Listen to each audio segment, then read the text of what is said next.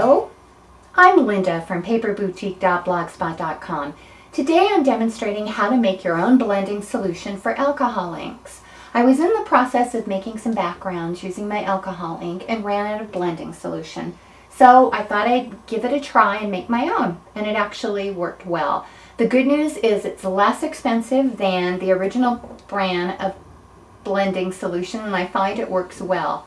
In fact, you'll need less of it to achieve virtually the same result.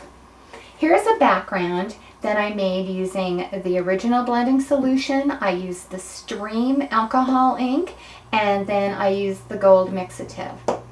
Here's a background I made using the same Stream, the same gold mixative, and the blending solution that we'll be talking about in a moment.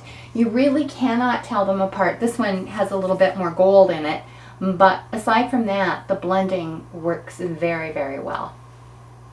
And I'd also like to show you just a couple more examples. They're just little squares that I made using the homemade blending solution, and I'll be demonstrating this technique in just a second. And what I'm going to do with these is sometimes I use them for card backgrounds. I think this one would be really nice with a cut from French Manor. Use your Cricut French Manor cartridge or use your home decor cartridge. I just think it kind of looks like a marbled stone. Well, let's begin.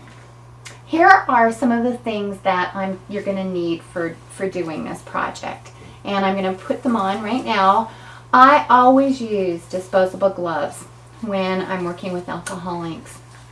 They're permanent inks and they can really stain your fingers. So you can tell these are pretty well worn. The next thing I use, and I'm going to bring this over, is a mat. And this is a piece that I cut from a larger mat from Suze Weinberg. And this particular mat is like 9 by 15 inches, which is way too small. So I recommend when you buy one from Ranger, but it's 15 by 18 inches, nothing will stick to this. Nothing penetrates the surfaces. You can also get, I think it's called a splat mat from Basil.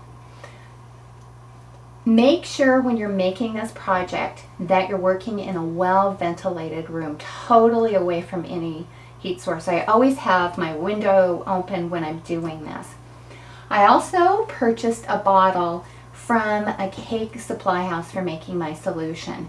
And as you can see, I hope you can see, there's a small tip on it, but it could actually use a finer opening. So if you can find one that parallels this particular type of an opening, it would work a little bit better, but you can make do with just about any type of a squeeze bottle.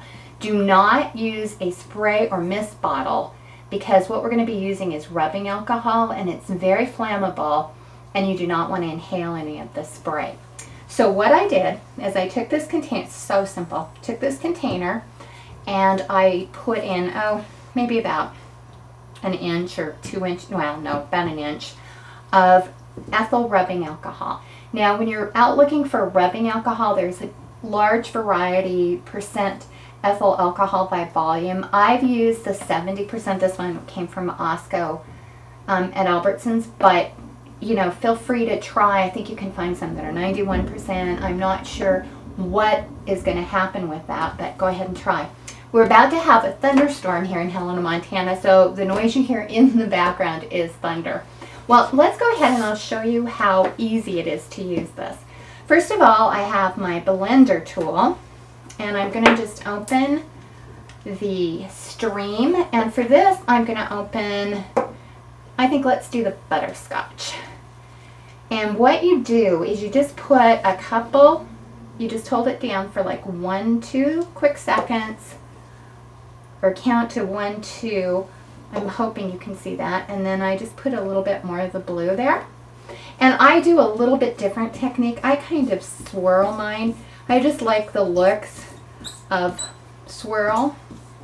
And I'm not going to take the time to just do this whole thing because we've got, you saw several of the samples. But anyway, that's kind of the look you get. And you can, oh, there's still some white, and you could just go back in.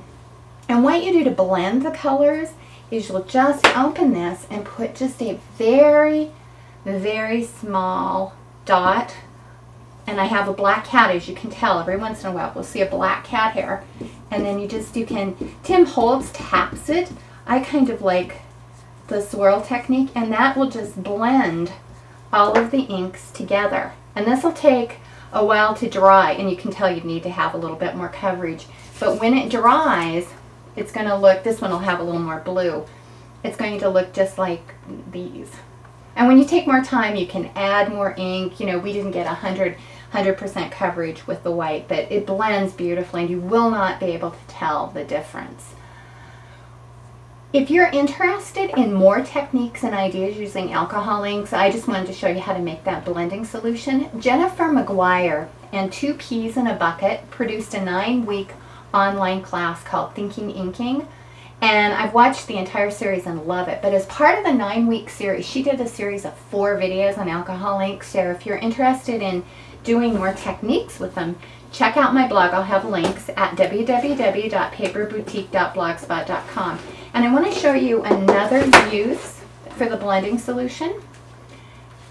Is it will remove the ink from your mat. It will remove ink, permanent ink from your stamps. And I'm just using, at this point, I'm just using a baby wipe, and it just comes right up. I don't know if you've watched many of the Tim Holtz videos, but what he uses to clean the mat with is the blending solution, and it's a little bit more pricey than the rubbing alcohol.